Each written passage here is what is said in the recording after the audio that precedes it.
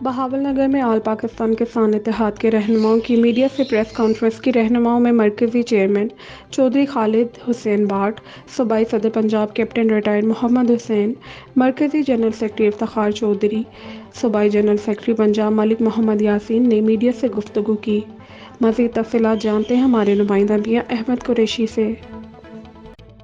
جی بالکل، بہاول نگر میں آل پاکستان کسان اتحاد کے جو رہنما ہیں انہوں نے میڈیا سے پریس کانفرنس کی، جس میں ان کا کہنا تھا کہ کسانوں پر ظلم اور ان کا معاشی قتل نہیں ہونے دیں گے۔ میڈیا سے بات کرتے ہوئے مرکزی چیئرمین چودھری خالد حسین بٹ نے کہا کہ ڈی اے پی کھاد کی بوری جو پہلے 2250 کی تھی اب وہ بڑھ کر 9200 روپے تک جا پہنچی ہے۔ یوریا کھاد کی قیمت جو کہ 1200 روپے کی بوری تھی اب وہ بوری جو ہے وہ 2400 روپے کی ہو گئی ہے۔ زرعی ٹیوبویل پر ٹیرف 5.35 روپے تھا جو کہ بڑھ کر 20 روپے ہو گیا۔ مزید رہنماؤں میں صوبائی کے صدر کیپٹن ریٹائرڈ محمد حسین کا کہنا تھا کہ اب کسان جاگ چکا ہے اور اپنے مسائل کے جو وہ حل کروانے کے لیے باہر نکلنا چاہتا ہے۔ ان کا مزید کہنا تھا کسانوں کو مت چھیڑیں ورنہ انجام برا ہوگا۔ اس موقع پر صوبائی جنرل سیکرٹری پنجاب ملک محمد یاسین جھنج کا کہنا تھا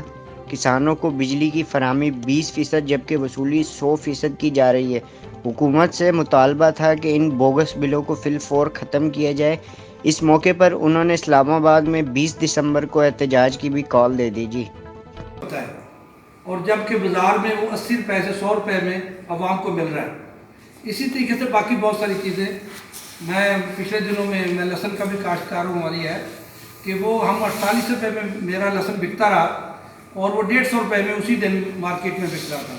تو عوام کو بھی سہولت نہیں مل رہی ہے، کسان کے پیسے پورے نہیں ہو رہے ہیں، مہنگی چیزوں کی وجہ، مہنگی ہماری جو انپٹ ہے اور عوام کو بھی فائدہ نہیں ہو رہا ہے۔ اس کے لیے یہ جو ہمارا احتجاج ہے 20